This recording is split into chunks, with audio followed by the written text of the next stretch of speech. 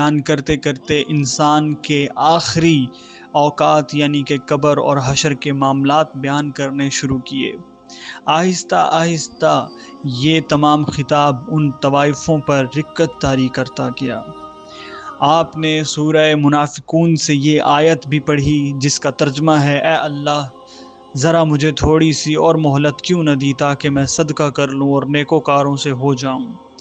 اور آپ نے یہ آیت بیان کر کے آپ نے ان کی توجہ اللہ تعالیٰ کی طرف کروائی اور اللہ تعالیٰ کے رحم اور اللہ تعالیٰ کی معاف کرنے کی صفت کو بیان کیا، اور آپ نے فرمایا کہ کیسے اللہ تعالیٰ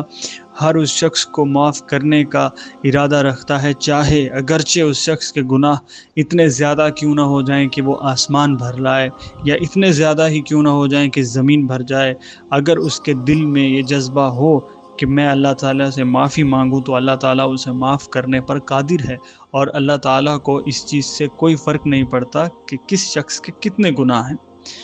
بلکہ اسے تو اپنے گناہ گار اور سیاہ کار بندوں کی توبہ سے اتنی خوشی ہوتی ہے جس طرح کوئی مسافر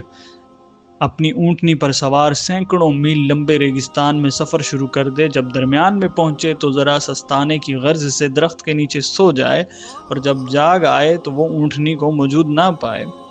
اور ادھر ادھر تلاش کرتا ہوا تھکا ہارا ہوا واپس درخت کے نیچے لیٹ جائے، اور جب اٹھے